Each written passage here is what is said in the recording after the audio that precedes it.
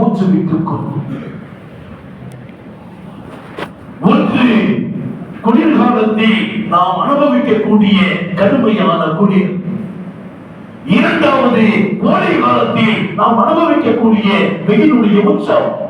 ரெண்டும் நரகத்தின் இரண்டு மூச்சுக்கள். நரகம் என்பது சாதாரணமானது அல்ல.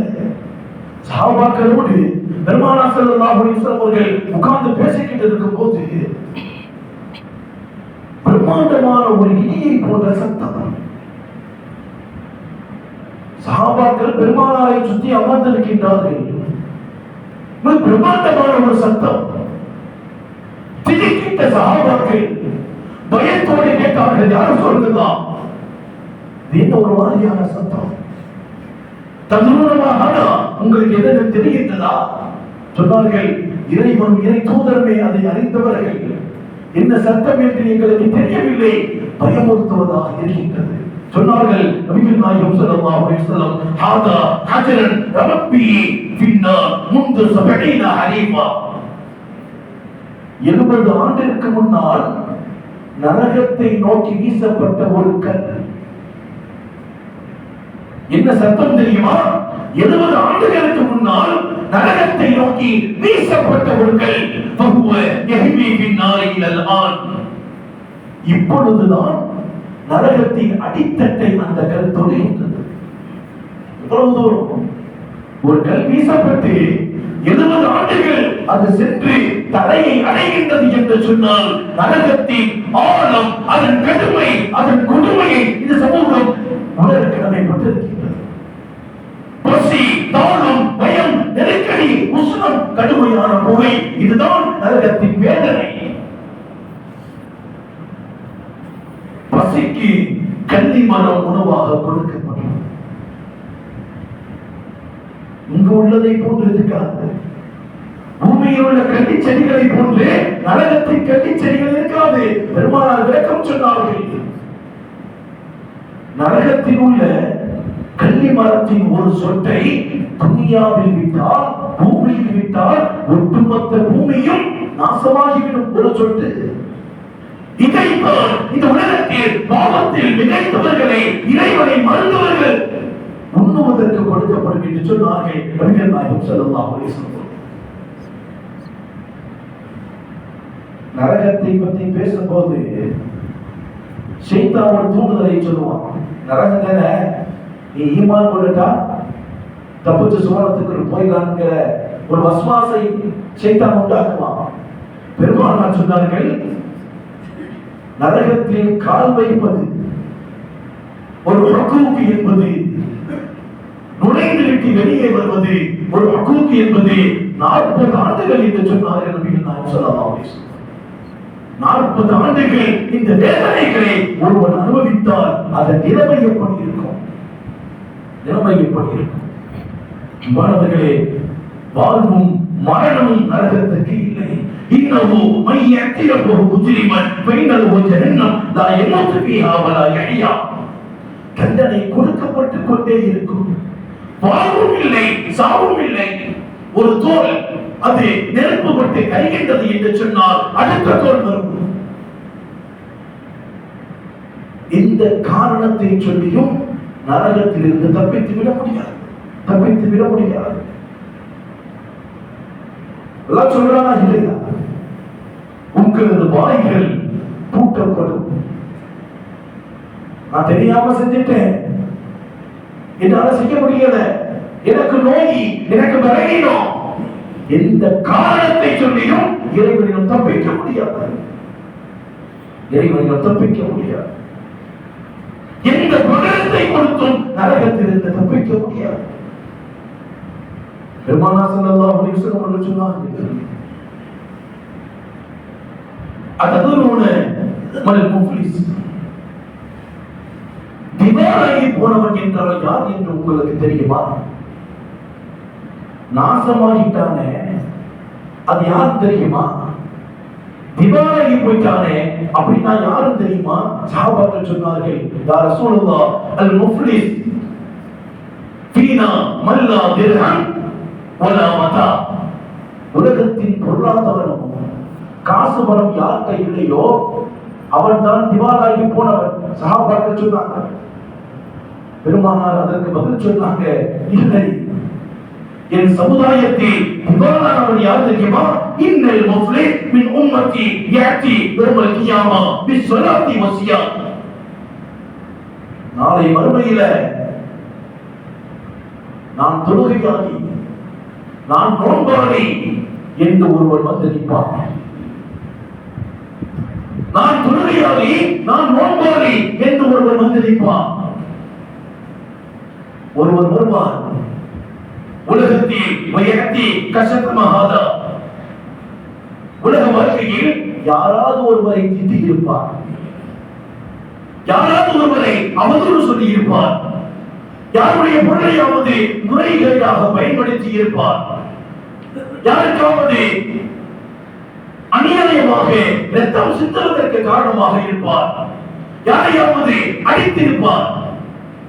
நாளைக்கு அவர் வந்து நிற்பார்.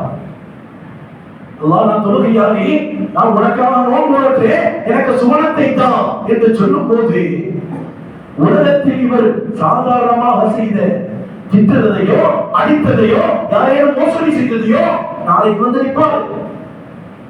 அந்த நேரத்தில் அல்லாஹ் என்ன செய்வான்னா, இவர் செயலுக்கு பகரமாக அவரிடம் இருந்த தொழுகையின் நன்மையை, நோன்பின் நன்மையை இவரிடம் எடுத்துக் கொடுப்பார்.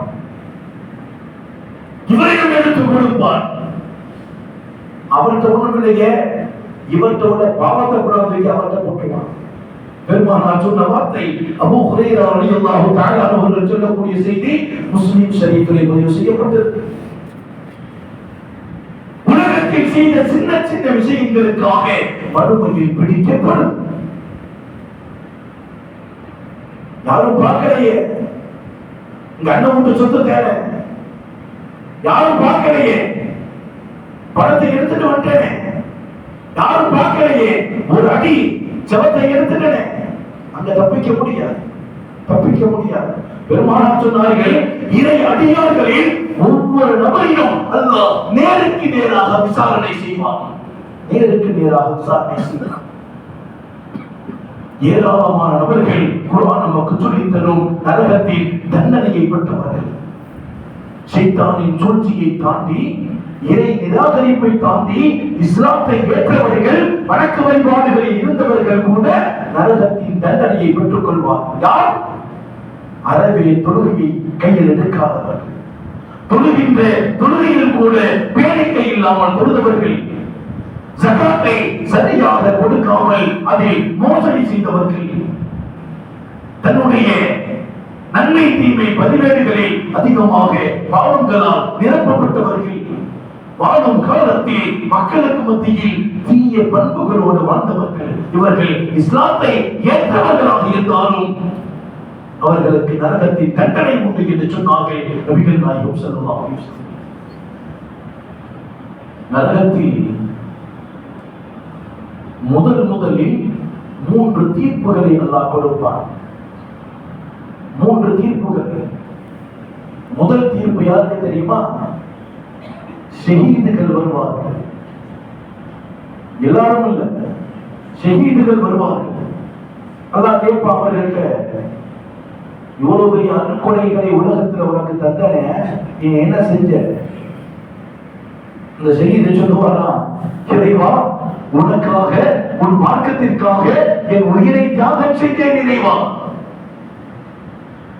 என் உயிரை தியாகம் செய்தேன்.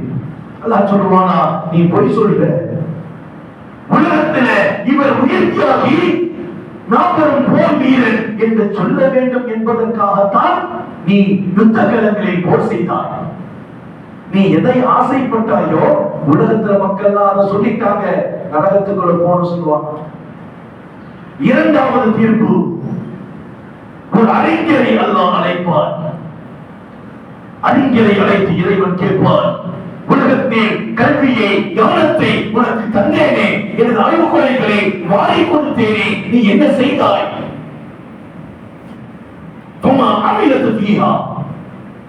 சொல்லுவார்களா, நான் அதிகமாக குர்ஆன் ஓதினேன், குர்ஆனை மற்றவர்களுக்கு கற்றுக் கொடுத்தேன், நன்மையை ஏவி தீமையை தடுத்தேன், அல்லாஹ் சொல்லுவானா, இல்லை நீ பொய் சொல்லுகின்றாய், உலகத்தில் இவன் வணக்கசாலி, இவன் குர்ஆனை ஓத தெரிந்தவன், இவன் மாபெரும் இறைநேசர் என்ற சிந்தனையில் நீ அதை செய்தாய், உலகத்தில் அது உனக்கு கிடைக்கப்பட்டது, முகஸ்துதிக்காக செஞ்சாய், ஓ நரகத்திற்கு.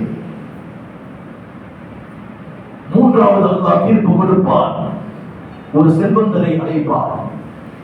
உலகத்தில் பொருளாதாரத்தை வாரி வழங்கினேன், எல்லாவற்றையும் உனக்கு கொடுத்தேனே, நான் கொடுத்த அருள்கொடையை வைத்து நீ என்ன செய்தாய்? செல்வந்தர் சொல்லுவார், இறைவா இறைவா உனக்காக வாரி வழங்கினேன், எல்லாரையும் கூப்பிட்டு 1000 ரூபாய் கொடுத்தேன், பையா நோன்பு கிட்டு ஜகாத்து கிட்டு கொடுத்தேன், இது எல்லாம் உனக்காக செய்தேன் என்று சொன்ன போது அல்லாஹ் சொன்னானா, இவன் கொடை வல்லல் என்பதற்காக நீ செய்தாய், பொய் சொல்லுகின்றாய், உன்னை செல்வந்தர் என்ற உலகத்தில் புகழ வேண்டும் என்பதற்காக நீ செய்தாய், உனது புகழ் உனது எதை பிரியப்பட்டாயோ அது உலகத்திலேயே உனக்கு கிடைத்து விட்டது, ஓ நரகத்திற்கு, ஓ நரகத்திற்கு. எதையும் சொல்லி இதை கேள்வியிலிருந்து நரகத்தின் தண்டனையிலிருந்து நாம் ஈமானுடைய நிலையை வாழ்ந்தாலே தவிர, இறையச்சத்தின் உச்சத்தில் வாழ்ந்தாலே தவிர தப்பிக்க முடியாது. ஒரே ஒரு வசனம் அல்லாஹ் சொல்றான், வலக்கத் தரஅனா லிஜஹன்னம கதீரம் மினல் ஜின்னி வல் இன்ஸ். நரகத்திற்காக மனிதர்களிலிருந்தும் ஜின்களிலிருந்தும் அதிகமான நபர்களை நான் படைத்திருக்கின்றேன். நரகத்திற்காக அல்லாஹ் மனிதர்களிலிருந்தும் ஜின்களிலிருந்தும் நான் படைத்தேன் என்று சொல்லுவான். யார் அந்த நரகத்திற்குரியவன்? அல்லாஹ் பதிலை சொல்லுவான், லஹும் குலூபுன், அவனுக்கு உள்ளத்தை கொடுத்தேன், சிந்தனை செய்யக்கூடிய உள்ளத்தை கொடுத்தேன், அவனுக்கு சரியான பார்வையை கொடுத்தேன், அவனுக்கு சரியான செவியை கொடுத்தேன், எல்லாத்தையும் கொடுத்து இறையச்சம் இல்லாமல், இறைவனை சிந்திக்காமல், ஹலாலானதை பார்க்காமல், ஹலாலானதை கேட்காமல், மாற்றமாக ஹராமானதை பார்த்தார், ஹராமானதை சிந்தித்தார், ஹராமானதை கேட்டார், இறைவனுக்கு பிரியமில்லாத வாழ்க்கை வாழ்ந்தார். எல்லாத்தையும் இறைவன் கொடுத்து மாற்றம் செய்கிறானே, இவன் யார் தெரியுமா? உலாயிக்கல் அன்ஆம், மிருகத்தை போன்றவன், மிருகத்தை போன்றவன், பல்லும் அவல்லும் மிருகத்தை விடவும் கேடுகட்டவன். ஏன் இந்த நிலை? ஏன் இந்த நிலை? மார்க்கத்தை அறியாமல், மார்க்கத்தின் தரத்தை உணராமல், மார்க்கத்தின் கரத்தை பேணாமல், மார்க்கம் தரக்கூடிய அருள்கொடைகளை உயர்வாக இல்லாமல் உலகத்தின் காசை தேடுவதால், உலகத்தின் செல்வத்தை தேடுவதால், உலகத்தின் மோகத்தை தேடுவதால், உலகத்தின் பதவியை, அதிகாரத்தை தேடுவதால் எல்லாத்தையும் தூக்கி வீசிவிட்டு இறைவனுக்காக என்று நின்று பாருங்கள், நின்று பாருங்கள். யுத்தத்திற்காக உங்களிடம் உள்ளதை கொண்டு வாருங்கள் என்று கேட்டபோது அபூபக்கர் சித்தீக் ரலியல்லாஹு தஆலா அவர்கள் வீட்டில் உள்ள எல்லாத்தையும் கொண்டு வந்தார். வீட்டில் உள்ள எல்லாத்தையும் கொண்டு வந்து கொடுத்தாங்க ரசூலுல்லாஹ். உமர் ரலியல்லாஹு தஆலா நினைச்சிருந்தாங்க, எனது சொத்தின் பாதியை நான் கொடுத்து விட்டேன், இன்று அபூபக்கரை விட நான் உயர்ந்து விட வேண்டும் நன்மையில் என்று எண்ணிய போது அபூபக்கர் எல்லாத்தையும் கொண்டு வந்து கொடுத்தாங்க. கேட்டாங்க ரசூலுல்லாஹி ஸல்லல்லாஹு அலைஹி வஸல்லம், அபூபக்கரே அதிகமான பொருட்களை கொண்டு வந்திருக்கீங்க, வீட்டில் உள்ளவர்களுக்கு என்ன செஞ்சீங்க, என்ன விட்டு வச்சிருக்கீங்க? சொன்னாங்க, அபூபக்கர் சித்தீக், அல்லாஹ்வையும் ரசூலையும் விட்டு வந்திருக்கீங்க. எவ்வளவு பெரியமா, எவ்வளவு பெரியமா. எனவேதான் பெருமானார் சொன்னார்கள், ஒட்டுமொத்த முஃமின்களை ஈமானை ஒரு தட்டிலும் அபூபக்கருடைய ஈமானை மற்றொரு தட்டிலும் வந்தால் அபூபக்கர் ஈமான் கனத்தால் தாழ்ந்துவிடும், கனத்தால் தாழ்ந்துவிடும். ஒரு கட்டளை, ஒரு கடமை நம்மிடம் மாற்றங்களை கொண்டு வர வேண்டும். நம்மிடம் இறையச்சங்களை கொண்டு வர வேண்டும். நோன்பு கடமையாக்கப்பட்டதே லஅல்லக்கும் தத்தகூன், உங்களிடம் இறையச்சம் வர வேண்டும் என்பதற்காகத்தானே. எத்தனை நபர்கள் இறையச்சத்தோடு இந்த நோன்பு, இந்த ரமலான், இந்த சடங்குகள் சம்பிரதாயங்களாக கடந்து கொண்டிருக்கின்றது. சடங்குகள் சம்பிரதாயங்களாக போய்கின்றது. யோசனை செய்து பாருங்க. மார்க்கம் சாமானியமானதா? நாம் பெற்ற நபி சாமானியமானவர்களா?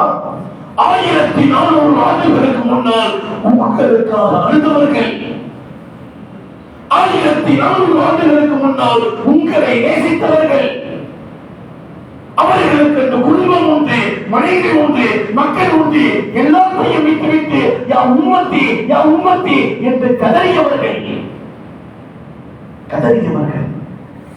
உலகத்தில் மாத்திரமல்ல மறுமையில் கூட ஒவ்வொரு நபிமார்களும் தான் செய்த தவறுகளுக்கு இறைவனத்தில் மன்னிப்பை தேடுகும் போது மறுமையில் கூட எனது உம்மத்துகள் சுமணத்திற்கு நுழைய வேண்டும் என்று ஆசைப்படுவார்கள்.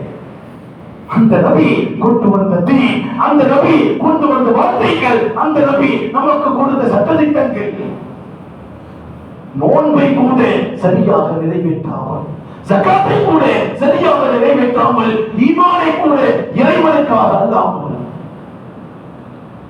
சுகபோகமாக வாழ்ந்து கொண்டிருக்கின்றோம். சுகபோகமாக வாழ்ந்து கொண்டிருக்கின்றோம். பலஸ்தீனத்தை பாருங்கள். தொழுவதற்கு பள்ளி இல்லை, இஃப்தாருக்கு உணவு இல்லை, சஹருக்கு உணவு இல்லை. ஆனால் ஈமானில் எந்த குறையும் அவர்களுக்கு இல்லை. இந்த குறையும் எல்லாம் கிடைத்து இந்த சமூகம் அதை உதாசீனப்படுத்திக் கொண்டிருக்கின்றது என்று சொன்னால் அல்லாஹ் பாதுகாக்க வேண்டும். நரகத்தின் தண்டனையை நம்முடைய உள்ளத்தில் நினைத்து பார்த்தால், இறைவனுடைய கோபத்தை உள்ளத்தில் நினைத்து பார்த்தால் ஒரு நொடி கூட தவறு செய்வதற்கு மனம் வராது. அல்லாஹ்வை நாம் அறிந்து வைத்திருக்கின்றோம். அவன் கிருபையாளன், அவன் இரக்கமுள்ளவன், அவன் கருணையாளன் என்றெல்லாம் வேறு, அது வேறு சாப்டர். அல்லாஹ் கர்ஹான், அடக்கி ஆள்பவன், அது வேறு. பிடித்தால் இந்த அவன் பிடி கடுமையானது. இந்த ரோமினுடைய நாட்களில் கூட, இரையச்சம் தரக்கூடிய நாட்களில் கூட அதை பெற்றுக் கொள்ளாமல் உதாசீனப்படுத்தக்கூடிய நிலையில் நாம் மாற்றிவிடக் கூடாது. அல்லாஹ் தஆலா இந்த சிந்தனையை நோன்பின் மூலமாக ஏற்பட வேண்டும் என்று சொன்னார். நபிகள் நாயகம் ஸல்லல்லாஹு அலைஹி வஸல்லம் அவர்கள் இந்த மார்க்கத்தை உறுதியாக நமக்கு கற்றுத் தந்தார்களோ, இறை நேசர்கள், இமாம்கள், வலிமார்கள் எதை நமக்கு சொல்லிக் கொடுத்தார்களோ அந்த அடிப்படையில் இந்த உலகத்தில் வாழ்ந்து இறைவனுடைய நெருக்கம் பெறக்கூடிய நல்லவர்களாக அல்லாஹ் நம் அனைவரையும் மாற்றி அருள்வானாக. பெருமானார் ஸல்லல்லாஹு அலைஹி வஸல்லம் அவர்கள் சொல்லுவார்களே, தூபா லிமன் வஜத ஃபீ ஸஹீஃபத்திஹி இஸ்திக்ஃபாரன் கஸீரா. யார் நாளை மறுமையில் தன்னுடைய நன்மை தீமை ஏற்று அதிகமாக தௌபா செய்தவர்களாக இறைவனத்தில் பாவ மன்னிப்பை பெற்றுக் கொள்கின்றார்களோ அவர்களுக்கு சுபசோபனம் என்று சொன்னார்களே, அப்படிப்பட்ட உயர் பாக்கியத்தை பெறக்கூடிய நல்லவர்களாக அல்லாஹ் நம் அனைவரையும் ஆக்கி அருள்வானாக. வஆஹிரு தஅவானா அல்ஹம்துலில்லாஹி ரப்பில் ஆலமீன். அஸ்ஸலாமு அலைக்கும் வரஹ்மத்துல்லாஹி வபரகாத்துஹு.